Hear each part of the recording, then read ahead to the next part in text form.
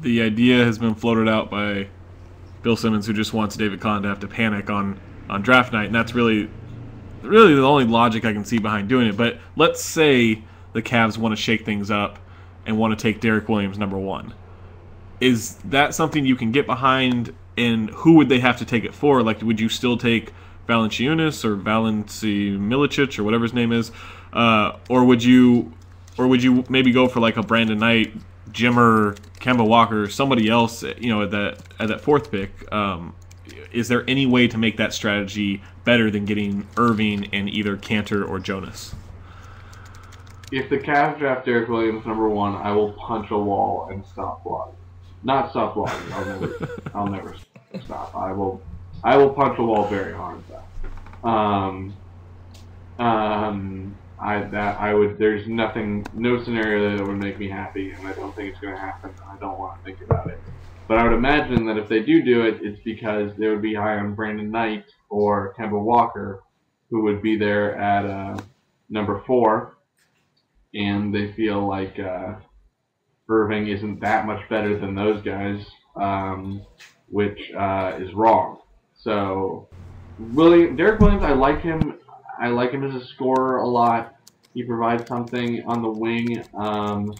But I don't think he has a position, and I don't think I think he's a front court player who'd want to step in and play the 4, or maybe a 3, and I don't think he helps the Cavs defensively. And the Cavs desperately need help defensively. I think even though I should probably give up on Valanciunas thanks to his buyout issues, I think Irving gives them someone who can run the offense. And he's a point guard. He's not a combo forward. He can run an offense, get into the paint, help everybody do things. And then with Jonas, you have a guy who would, with him and Verajao, you have now a solid defensive front court, and a front court that really plays the game the right way and attacks the boards and plays with a lot of energy. So that's why I would really hope for Irving and Jonas, but more likely it'll be Irving and Cantor. But please, no, not Derek Williams. I was wondering, are times just really great in Cavs land right now? Because that's a vague question. That's really banal. But I just think that there's a funny irony in LeBron was a bad guy because he left, and he left them such a talent vacuum, and as a result, now they have the first and the fourth pick. I guess I'm wondering, do you think that this is just an excellent rebound for the Cavs right here, or do you think that it's a weak draft? And I guess some bitter people would say that they got the 1 and 4 in a draft that doesn't matter all that much. I guess what I'm saying, I'm trying to construct a question here. I suppose what I'm saying, John, is this awesome, and are you stoked? That's what I'm asking. I think it's pretty good. I think Kyrie's better than people think he'll be. I'm happy that Sullinger dropped out of the draft because I'm afraid we would have gotten sucked into Sullinger, and I'm not in love with Sullinger for sort of the reasons I outlined about Cantor. Frustrated Harrison Barnes isn't in the draft. He would have filled a need. I was stoked when Jonas dropped. I was sad when he dropped out. Because now I think it'll be Irving and Cantor, and like I said, I'm not really sold on Cantor, but I am sold on Irving. So I think basically I'm not expecting or really even hoping for the Cavs to really compete for like the 7:30 playoff spot next year. I'm hoping that they do the Thunder model, maybe you could call it a Bulls model. Lay low for a little while. Don't stress and try and go out there and grab a Rudy Gay or Andre Iguodala because you can. But wait for things to come to you.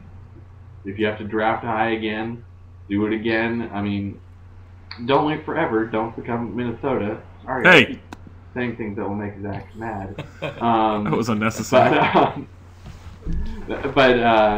mean, if there's nothing wrong, you don't have to force it. This is you're coming off a 19-win season. It's not going to happen overnight. Pretty much everything, even though Veritas coming back and that's big, you just want to be patient, and I don't think it should be a 1-year plan. I think it should be a 2 or a 3-year plan. So that's basically my feelings on this draft. And also, I think they should still take Jonas Valanciunas. John, in regards to like trading into the lottery to get like a third pick, which has been rumored, they'd have to take a bad contract. Is this lottery worth it? Like, say you trade with the Kings and you have to, you use the trade exception to get the 7th pick, and maybe they unload Francisco Garcia on you for a contract. I mean, is that $12 million over the next 2 years worth it, or does that whole situation with the cap kind of not matter because they took on the Barron deal and you're still rebuilding, so it doesn't matter if you're bad and you're tied up cap wise, because really you're going to be building through the draft mostly, and maybe a couple of smart trades here and there. What's your philosophy on if it's worth getting that 3rd lottery pick? It depends. I think teams fall in love with guys at that 7th spot. I think it's in the eye of the beholder almost. I think if you're talking about a team like the Spurs were confusing because they apparently love Klay Thompson with that 7th pick, who's not a guy that would he's mostly an offensive player, and they have the number 2 offense in the league next year. But maybe a team really really feels like they have struggles in their front court defensively, and is really in love with Biyombo and really believes in him. But in general, I think you made a good point about building through the when you're bad, it doesn't really matter if your cat's out, because I don't think you should try and rebuild through free agency. I think it's always a very tough road and can lead to sort of panic signing. We saw a little bit of the Hornets, I think, most recently when they did this Stojakovic trade. Like, hey, we're being serious, we're contenders now, and it's like, now we go pay Stojakovic all this money. That's not good. I don't want that. But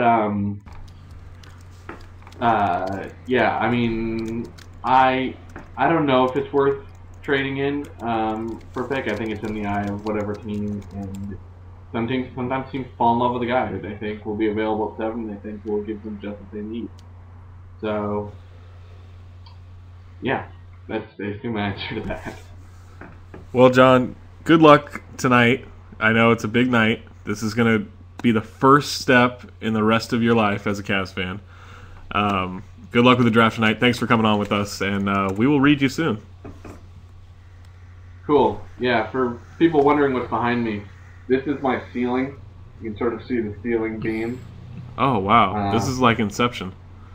Or Labyrinth. It's more like Labyrinth. Is David Bowie in the room? Yep. Oh, wow. I am wearing pants, yeah. That's my ceiling. It's slanted on top of the house. Awesome. Thanks, John. No problem.